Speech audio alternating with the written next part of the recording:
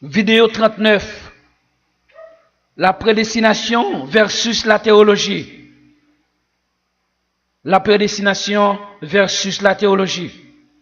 La prédestination est un don, est un décret spirituel de Dieu avant même les siècles. Pour le plan du salut de Dieu en Jésus-Christ. Mais c'est le décret spirituel en Jésus-Christ et le décret naturel dans le premier Adam, qui était homme, qui était naturel, comme vous et moi. Will de Voltaire, serviteur de Jésus-Christ par sa grâce. Les sciences naturelles n'ont pas leur place dans l'Église du Christ. Les sciences naturelles n'ont pas leur place dans l'Église du Christ. Aucune de ces sciences ne peut fournir les raisons naturelles de la bénédiction spirituelle de Jacob et la malédiction spirituelle d'Ésaü avant même de leur naissance naturelle.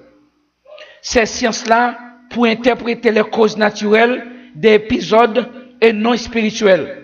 Par conséquent, elles n'ont pas leur place dans le plan du salut de Dieu à l'homme ou pour l'homme. Qu'est-ce qu'un mythe? Qu'est-ce qu'un mythe? Le mythologue romain Mircea Eliade, 1963, a proposé la définition la plus simple et la plus souvent citée. Le mythe raconte une histoire sacrée.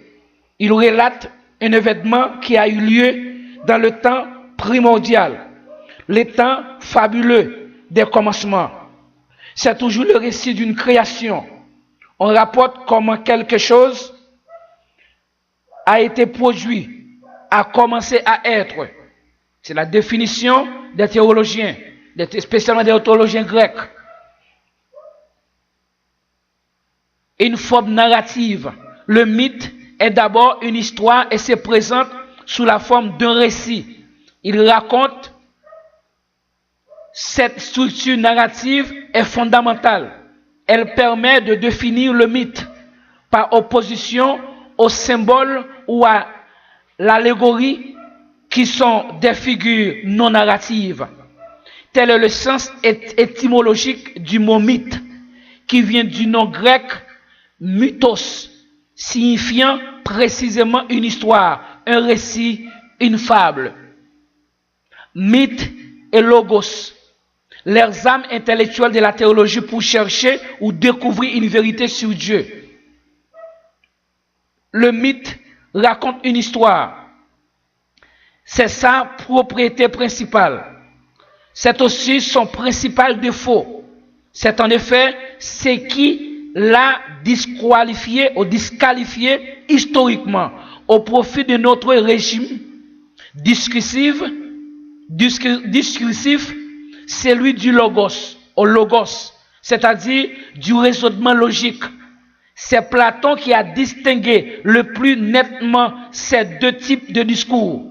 D'abord analogue dans la Grèce antique et qui a instauré la suprématie du logos vis-à-vis du mythos. Une histoire sacrée. J'en viens à la part sacrée du tout mythe. Comme le dit Philippe Sellier, le mythe correspond à une irruption du sacré dans le monde. Il permet d'échapper à l'espace et au temps profane, de remonter à l'origine, à l'aube de toute création. Il retrouve symboliquement une totalité perdue, en mettant en scène un rapport d'unité immédiate de l'homme avec le cosmos.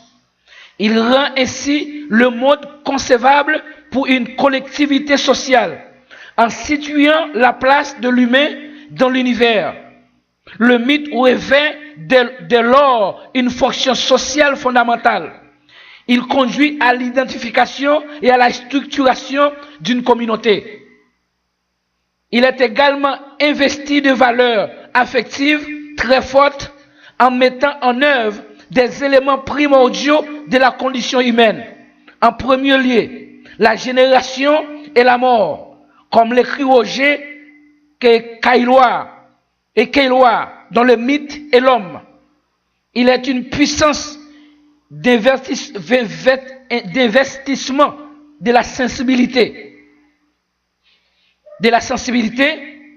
Il constitue donc un type de discours qui suscite l'adhésion ou l'adhésion. Un discours de l'engagement, tandis que le logos, à l'inverse, implique un désengagement, une distance analytique et critique. Ainsi qu'en Rousseau, en ouverture de ses confessions, convoque le mythe chrétien du jugement dernier. Il replace le récit personnel dans une culture collective qui accorde le pardon aux pécheurs. Que la trompette du jugement dernier sonne quand elle voudra. Je viendrai, ce livre à la main, me présenter devant les souverains juges.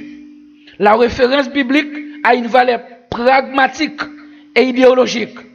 Avant de conclure sur la définition logique de la théologie, il faut savoir d'abord les définitions suivantes. L'épistémologie, laquelle est la méthodologie historique qui cherche notamment à étudier les causes des événements historiques.